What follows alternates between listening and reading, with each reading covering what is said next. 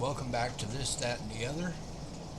Today, this day in history, on June 22nd, 1944, U.S. President Franklin D. Roosevelt signs the GI Bill, an unprecedented act of legislation designed to compensate returning members of the armed forces, known as GIs, for their efforts in World War II.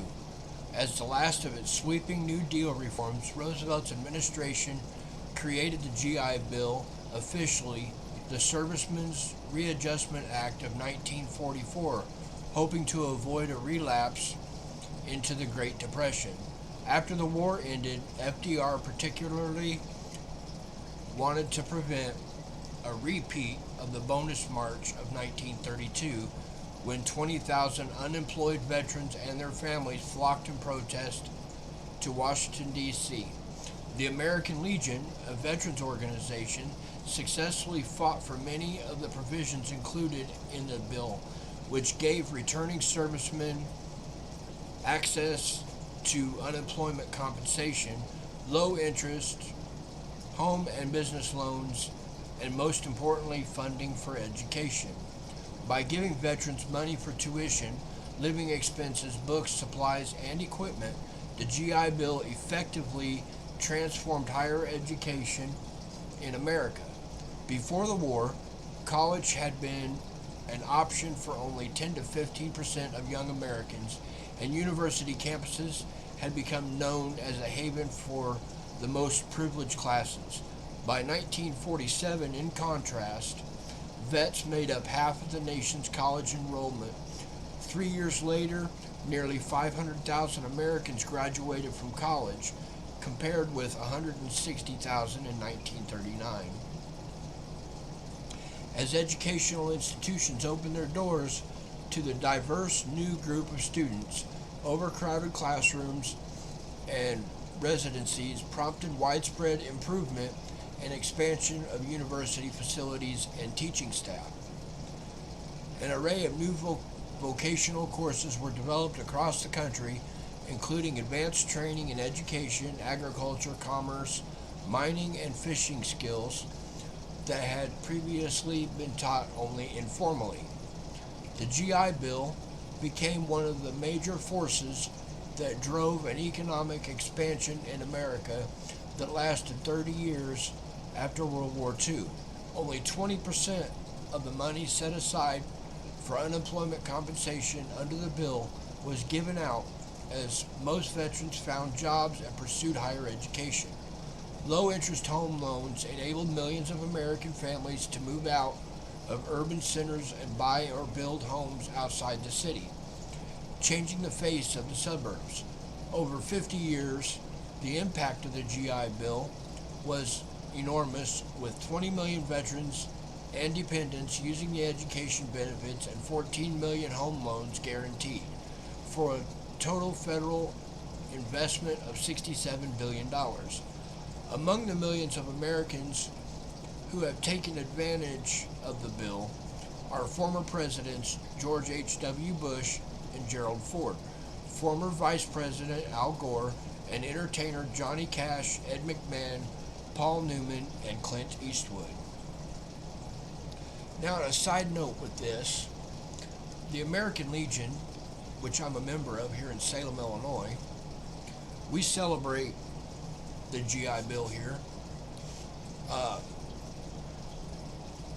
The GI Bill of Rights, officially known as the Servicemen's Readjustment Act of 1944, was born in the Luther B. Easley Post number 128, in which I'm a member of the American Legion in Salem, Illinois, on November 4th, 1943. It was drafted by Omar J. McMakin of Salem, Earl W. Merritt of Salem, former Governor John Still of McLeansboro, Dr. Leonard W. Esper of Springfield, George H. Bauer of Effingham, William R. McConney of Olney, James P. Ringley of Lamont, and A. L. Starshak of Chicago. The 8 men who sat around the table after a Legion dinner in Salem on November 4th 1943, wrote down their ideas on napkins, and those ideas on napkins were taken by former Illinois Governor John Steele back to Washington, D.C., where the ideas were expanded on over several days at the Mayflower Hotel. Governor Steele was then made the head of the committee of people who would have the ideas drafted into legislation and would lobby to have the bill passed and signed into law by President Franklin D. Roosevelt on June 22, 1944. State Rep. Blaine Wilhour and Illinois State Vice Commander Roy Weber were the guest speakers for the 75th anniversary celebration of the signing of the Servicemen's Readjustment Act of 1944, more commonly known as the GI Bill of Rights. The GI Bill of Rights was created by World War I veterans in order to help veterans of active service in the armed forces during World War II. Hundreds of thousands of veterans have used the GI Bill over the past 75 years to get home loans, small business loans, and financial assistance to finish high school and to go to college. So that was just a little extra note there on the GI Bill of Rights being signed here in Salem, Illinois, where I live. And in other history today, in 1783, the Zong slave ship trial. In 2011, notorious Boston bomber Whitney Bulger is arrested. In 1611, Henry Hudson set adrift by mutineers. In 1945, the Battle of Okinawa ends.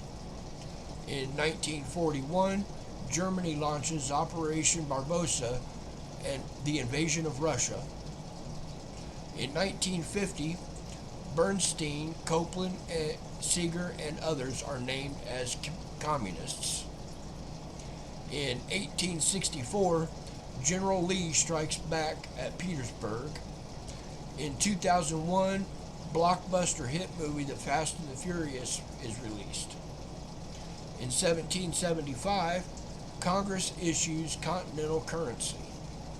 And in 1898, Arthur Enrich Maria Remarque was born. This has been This Day in History.